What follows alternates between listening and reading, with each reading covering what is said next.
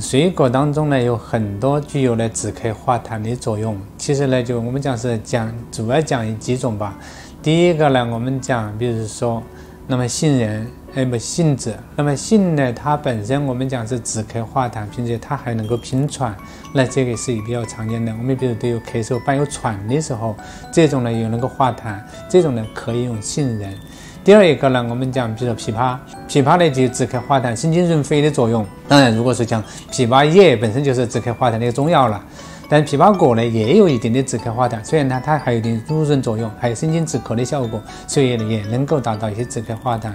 第三一个呢，我们讲梨呢是常的是润肺止咳的一个是最比较常见的，它是润肺止咳，一般对秋燥咳嗽，它是因为乳顺作用是比较好的，所以梨呢，我们讲通常用梨还会配一些呢，就是说中药里面，比如说梨，我们会鼓励，比如说蒸一些川贝啊，加强止咳效果，直接蒸来吃也可以。我们为了增强，比如说秋燥，它增加乳润效果，所以润肺化痰。